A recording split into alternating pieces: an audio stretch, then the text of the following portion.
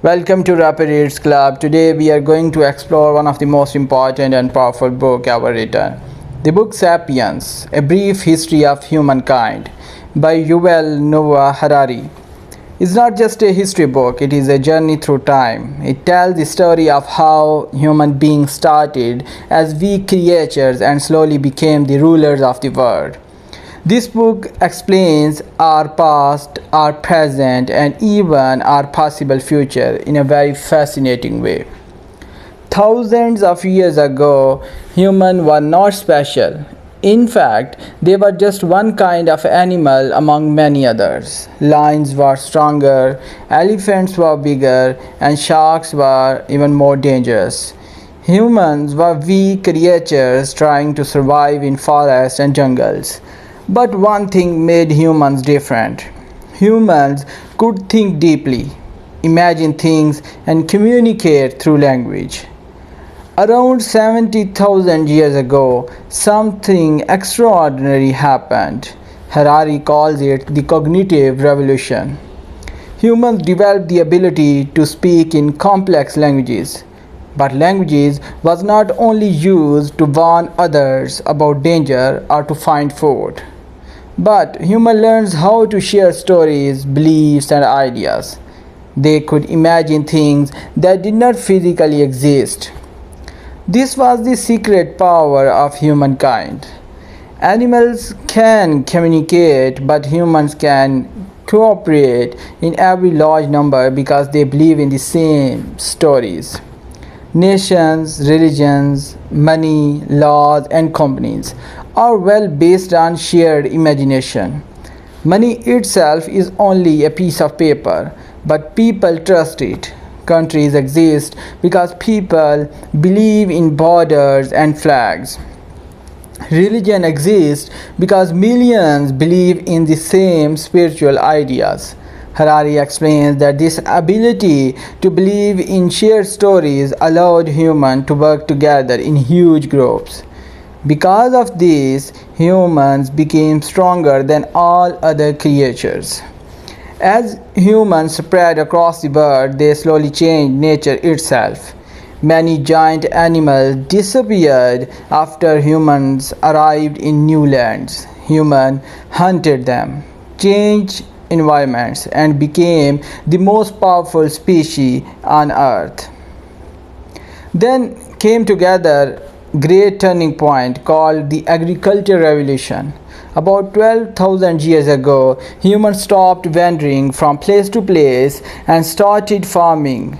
They grew crops and built villages. At first, farming seemed like a blessing. More food meant more people. Villages turned into cities and cities became civilizations. But Harari asks a surprising question. Was farming truly good for humans or not? According to him, farming made life harder in many ways. Ancient hunters had more variety in food and often lived healthier lives. Farmers worked long hours in fields under the hot sun. They faced diseases, hunger, and inequality. Yet humans continued farming because it created stable societies and larger populations. Slowly, kingdoms and empires were born. Kingdoms ruled vast lands, religions guided people's beliefs, trade connected different civilizations. Human society became more organized but also more complex. One of the most powerful inventions in human history was money. Harari explains that money became a universal language. Two strangers who did not know each other could still cooperate because both trusted money. It connected people across cultures, religions, and nations. Another force that shaped humanity was religion. Religion gave people hope, purpose, and unity. It helped large societies to stay connected, whether people worshipped gods, followed moral laws, or believed in spiritual systems. Religion influenced every civilization deeply. Then came empires. Harari explained that empires changed the world by spreading cultures, technologies, and ideas. Although empires often used violence and control, they also connected humanity in unexpected ways. As centuries passed, humans entered in the scientific revolution around 500 years ago. This was the moment when humans admitted something very important. That is, we do not know everything. This simple realization changed the world forever. Scientists began asking questions, exploring nature, and searching for knowledge. Humans invented machines, medicines, ships, electricity, and computers. Science and technology transformed human life faster than ever before. The Industrial Revolution changed daily life completely. Factories replaced handmade work, cities grew rapidly, transportation became faster, life became modern, but people also became busier and more dependent on systems. Harari also discusses capitalism, which encouraged people to invest, produce, and innovate. Modern economies grew stronger because people believed that tomorrow could be better than today. Today, humans are more powerful than ever before.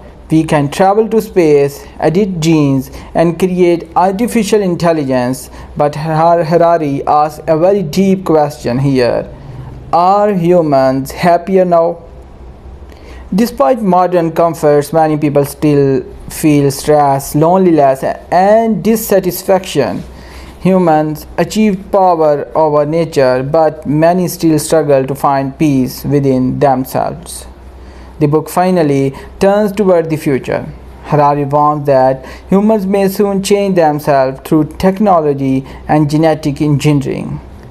Artificial intelligence, biotechnology, and advanced science may create a future where humans are no longer the same species as we are today. This raises a frightening and fascinating question. What will humans become in the future? Will technology make life better, or will it create new dangers? Will humans control machines, or will machines control humans? Nobody truly knows yet. The beauty of Sapiens lies in the way it makes readers think deeply about humanity. It teaches us that history is not only about kings and wars, but history is about ideas, beliefs, imagination, and human cooperation. This book reminds us that humans became powerful not because of strength, but because of stories. Stories build civilization, stories created religions, nations, and economies. And even today, the world continues to run on shared beliefs. In the end, Sapiens leaves us with an unforgettable message. Humans changed the world completely, but now humanity must decide wisely that what kind of future it wants to create. Because for the first time in history, humans are becoming powerful enough not only to shape the world but also to reshape themselves. So if you like this video about this book, then please subscribe to my channel for more videos. Thank you very much for listening. See you in the next video.